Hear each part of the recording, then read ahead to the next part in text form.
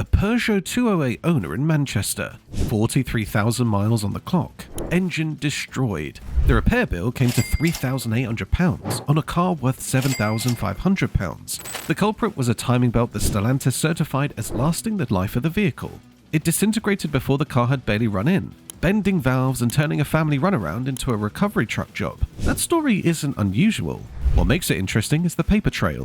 French consumer protection agencies documented this exact failure mode from 2016.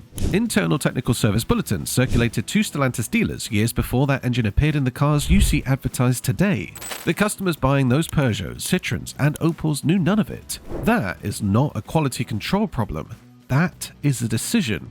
Over the next 14 minutes, we're going through the engineering evidence, specific components, service manual deceptions, and software manipulations that prove modern cars aren't getting worse by accident. The boardrooms made these calls, the workshops are living with the consequences, and the paper trail exists if you know where to look. If you're as angry about this as the mechanics sending me these cases every week, make sure to subscribe and hit the notification bell, because this channel exists to put that evidence in front of the people who own these cars. The 1.2 PureTech engine sits in more cars than most people realize. Peugeot 208, 308, 2008, 3008, Citroen C3, C4, Opel Corsa, Crossland, Mokka, DS3, DS4 from 2012 onwards. Stellantis fitted this unit across virtually the entire small and medium car range, selling millions of vehicles with a powertrain containing a specific flaw they chose not to correct. The flaw: a wet timing belt running inside the engine submerged in oil. On paper, wet belts are acceptable engineering. In practice, the belt degrades faster than Stellantis' own service schedule acknowledges, and the company's position,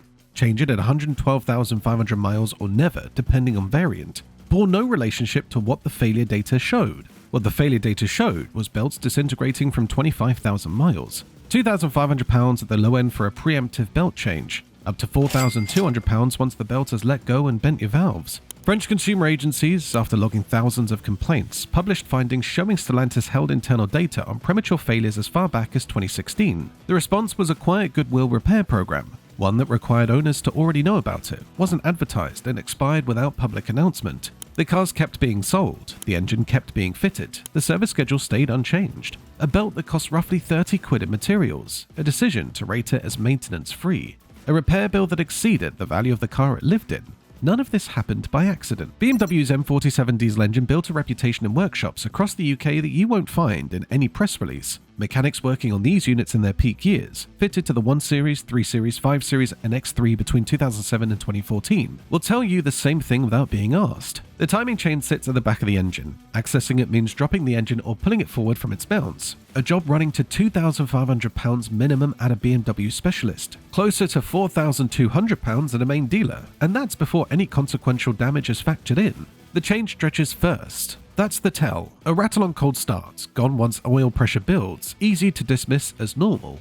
What's actually happening is the stretch chain introducing slack that the plastic guides can't manage. The guides, holding the chain in position under heat and oil pressure, then shatter under the load. ADAC in Germany, their equivalent of the AA combined with our MOT authority, tracked N47 failures extensively. Chain stretch, guide failure, and catastrophic engine damage appeared consistently between 62,000 and 93,000 miles. Not in isolated cases, systematically across the model range. BMW's internal documentation on this predated the failures reaching customer driveways. Technical service bulletins existed, a redesigned guide and improved material came into production.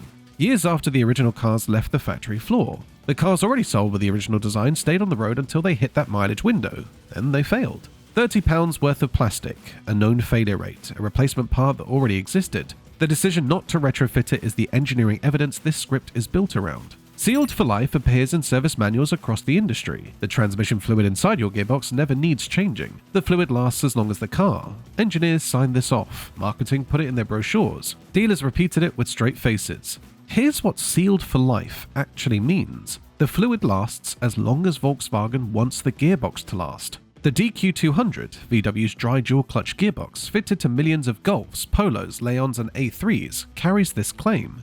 The failure rate proved serious enough the Volkswagen Group issued a global recall covering 1.6 million DQ200 equipped vehicles for shuddering, juddering, and complete clutch pack failure. The mechatronic unit alone runs to £1,200 in parts before a penny of labour. Full gearbox replacement, £2,100 to £3,400. Independent transmission specialists across the UK have been changing DQ200 fluid for years, despite VW's sealed for life position. The result is consistent: extended gearbox life. The fluid VW calls lifetime fluid degrades. It carries metal particles from normal wear. Heat breaks it down. A £150 fluid change at 40,000 miles prevents the £3,400 replacement. VW's service schedule doesn't include that £150 service. It does, eventually, include a new gearbox, just outside the warranty window where possible. The ZF 9-speed automatic, fitted across Range Rover, Jeep, Chrysler and Honda applications, carried the same sealed designation. The same early failure pattern followed. Owner forums discovered the independent fix years before any manufacturer acknowledged a problem. When the fluid gets drained at 40,000 miles and comes out black with suspended metal debris, the lifetime claim stands fully exposed. But here's the thing. This isn't a coincidence shared across multiple manufacturers. It's an industry standard, and it tells you exactly who the service schedule was written for. Mechanical water pumps drove coolant around engines for decades. They run off the cam, belt, or serpentine belt. When they fail, it's usually gradual. A weeping seal, bearing noise, reduced efficiency. You get warning. Replacement cost, £150 to £280 fitted. BMW's decision to fit electric water pumps to the N20 and N26 four-cylinder petrol engines changed that equation. The electric pump allows variable flow rate, which BMW marketed as improved efficiency. In workshops, it became something else entirely. Electric water pump failures on these engines happen without warning. The pump's integrated control electronics, the driver board regulating the motor, fails suddenly, often from coolant intrusion into the unit over time, or the electric motor seizes outright. Either way, coolant flow stops before the warning light registers it. Overheating damage follows fast. BMW extended the warranty on this component after failure patterns became impossible to ignore, but the extension applied only within specific mileage windows. Cars outside those windows faced bills of £500 to £900 for the pump, plus diagnostic time, plus any consequential damage from the overheating event that followed. BMW, Mercedes, and several other manufacturers began removing engine dipsticks in the early 2010s. The corporate line was that modern engines are so precisely engineered they don't burn oil, and electronic monitoring handles what the dipstick used to do. Progress, sophistication. The N63 V8, fitted to the 5 Series, 6 Series, 7 Series, and X5 from 2008, consumes oil. BMW's own published position acknowledged consumption of up to 1 litre per 750 miles as falling within acceptable tolerances. 1 litre per 750 miles on a car starting from £50,000. Without a dipstick, the owner relies on an electronic sensor to flag low oil. That sensor triggers at a level that may already have caused damage under hard use. The owner checking a dipstick every fortnight catches the problem early. The owner without one waits for a dashboard warning that arrives after the damage is done. The oil consumption problem predates the dipstick removal. Removing the dipstick didn't fix the consumption. It removed the owner's ability to detect it happening. That's not progress. That's the opposite of transparency, implemented systematically across an entire product range. In the 1990s, most manufacturers recommended oil changes every 6,000 to 9,000 miles. By the mid-2010s, intervals of 18 to 20,000 miles appeared across premium brands. VW's long life schedule stretches to 18,600 miles. BMW's condition-based servicing regularly pushes past 15,000 miles. The oil technology improved. That part is accurate. What the marketing doesn't mention is that extended intervals benefit the manufacturer's total cost of ownership statistics, the figures used in lease agreement calculations and fleet decisions, more than they benefit the engine. Wear metal accumulates in oil from the moment the engine starts. Dispersant and detergent additives that keep particles in suspension deplete over time. Oil viscosity shifts. Soot loads build in diesel units. The question isn't whether modern oil survives 18,000 miles in a controlled laboratory environment. The question is whether it survives 18,000 miles in a car driven on short urban runs in winter, occasionally towing, regularly sitting in traffic. Independent engine analysis services report degraded oil in engines following manufacturer schedules. Engines stripped after conforming to these intervals show measurably more wear than engines serviced at 10,000 miles. The manufacturer's data holds up in labs. Real-world conditions aren't lab conditions, and the manufacturers know that too. ADAC Germany's breakdown data, the largest single sample of real-world European car operation anywhere, consistently shows premature component failures from knowable design decisions costing owners billions annually across the European car park. Failures that wouldn't exist if manufacturers applied the engineering they know works. That figure sits alongside the costs from extended service intervals, sealed gearboxes, and failed plastic components. It's not one problem, it's a pattern. The newest layer of design failure doesn't involve a single mechanical component. It runs in the software managing your engine, your gearbox, and your driver assistance systems. BMW introduced subscription charges for heated seats already physically fitted to the car. Toyota launched a subscription for remote start on vehicles whose hardware already supported it. These aren't optional features being sold as extras. They're capabilities installed in the car on your driveway, locked behind a monthly payment to a corporate server.